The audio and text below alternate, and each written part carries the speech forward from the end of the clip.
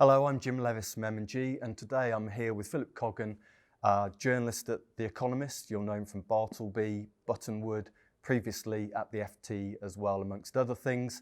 He's written this great book, More, the 10,000-Year Rise of the World Economy, and today we're going to talk about that great book. Hi, Philip. Hi, Jim. So in this book, you start off from cavemen, really, going through agrarian societies, the Industrial Revolution, slavery, world trade, really talking about how we got to this very globalized, incredibly complex society and economy that we live in today. I read a review of the book where someone compared this in a way to Adam Smith's Wealth of Nations, trying to explain the benefits of a liberal economic worldview. Is that what you were aiming to do? Yes, I was. I think not enough people understand how complex the world economy is, and how there's a famous line in Tennessee Williams where Blanche Dubois is dependent on the kindness of strangers, and we're all dependent on the hard work of strangers. And to give an example, this is a humble thing in your bathroom, a tube of toothpaste. This tube has 14 different ingredients in it. It has titanium dioxide to whiten your teeth, calcium carbonate to help the teeth grind. It has fluoride to make your teeth healthy. It has gum to bind it all together. Those ingredients are mined or grown all over the world. Then they have to be refined. Then they have to be transported in trucks and railways and ships. Then the thing has to be put together and manufactured, put in a tube. A plastic top also has to be manufactured. Then it has to be distributed to the supermarkets where you buy it. And that's only the first order effect. Somebody has to build the supermarkets and the trucks and the ships. So if you think about it, hundreds of thousands of people were probably involved just in getting you the most humble of products in your home into there. And so many things in the economy are dependent on that. And the history really of the global economy is how we started off with very few connections in the hunter-gatherer bands. Then we developed villages and towns. Now we have this global economy where we interact with each other, sometimes potentially for ill, of course, but mostly for good. And that's why we've ended up living longer, being more prosperous, being taller than ever before. And what do you think are the most important milestones that you talk about in the book to get us from the cave to where we are now? So the first one was agriculture. So we were hunter-gatherer bands, and we lived reasonably well, but it was very difficult to grow the population. Once we settled down, grew crops, you could support a much larger population. There were some downsides to that. We got the diseases from the animals we kept and possibility of starvation when the crop died. But then we started to get cities, and cities really bring civilization and specialization. And specialization is the key, because you need specialization to create trade. You trade bonds, I write articles. The rest of our lives we have to buy in from other people. And as you specialize, trade becomes vital, and as you trade more, it becomes easier to specialize.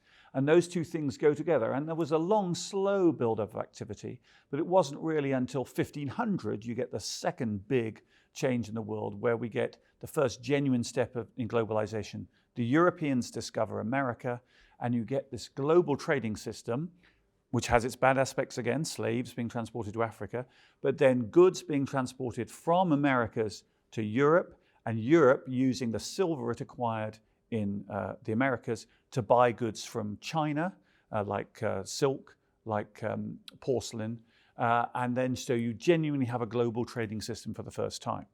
And then the third great change, of course, started in the 18th century with the Industrial Revolution, and the big shift is getting a new power source. We were reliant almost entirely before on our strength and animal strength. With the introduction of coal, we've massively improved the efficiency of machines and the sort of ratio of power we could use. And that required a whole new way of working. As we got factories, people started to group together instead of working individually. And again, that specialization led eventually to much greater prosperity, because take a simple product like cotton, people in the 17th century couldn't afford cotton. Once you start to manufacture cotton and produce it more cheaply, there's a lot more demand for cotton clothes, which creates the demand for cotton factories, cotton workers who earn more. And so you get that kind of virtuous circle kicking in.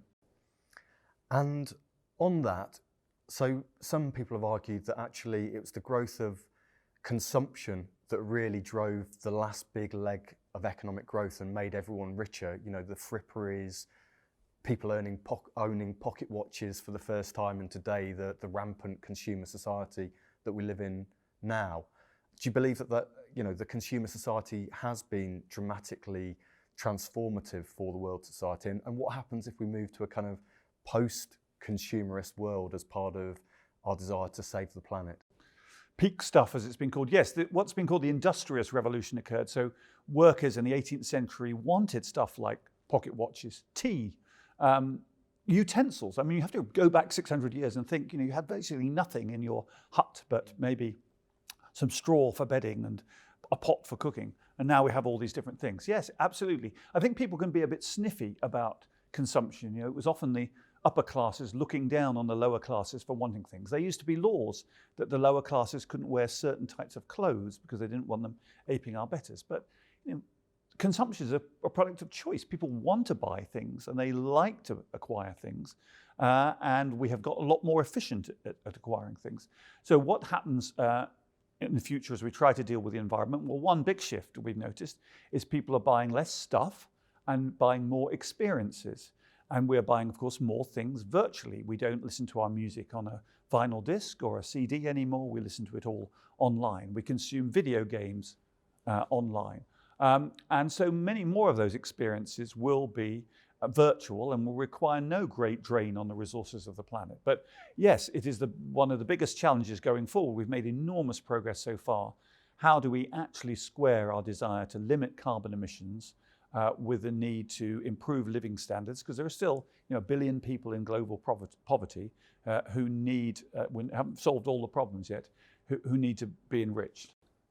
Can we talk a little bit about the role of individuals and capitalists and the role of the state? I've been reading a book, Atomic, about the Manhattan Project and the kind of 6 years or so it took from splitting the atom to building the atomic bomb, thanks to the huge resources of the state.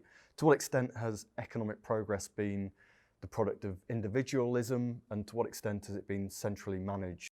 You need the two working together, and I think it's a shame that economic debate tends to divide into this sort of naive thing that the government is always bad or that private sector is always greedy and exploitative.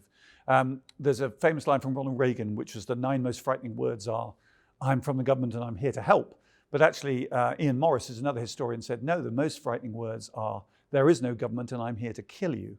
Without a strong government to enforce the laws, contracts, protect your property, you cannot have economic activity. Which is a very strong tenet of the wealth of nations. Absolutely, yes. Very much had a role for government. Yes, and as you say, government has been behind many of the technological advances in the last 50, 60 years. The internet, radar, the microwave came from that, for example. So there are an awful lot of times where government research is needed. And in fact, in Britain, we've just had the government pile in a whole bunch of money into a new blue sky thinking agency because it believes in the long term that will boost economic growth.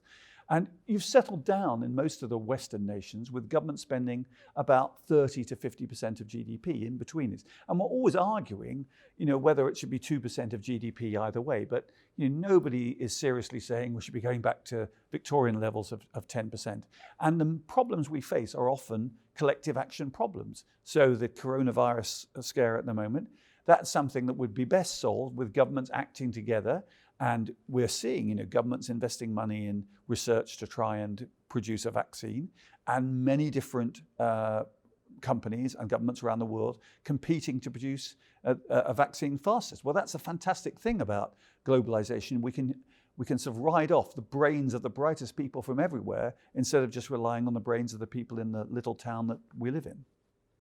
We've talked about Adam Smith, but my other first year economics, history of political and economic thought person that I read was Hobbes. And he talks about uncertainty being the killer of industry, effectively. At the moment, you mentioned coronavirus, but we've also had the rise of populism. We've had trade wars between China, the US, Brexit also interrupting trade potentially between the UK and Europe.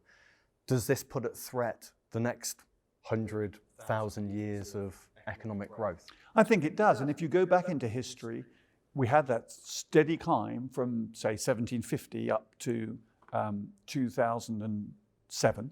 But that was interrupted in one period, and that period was between 1914 and 1945.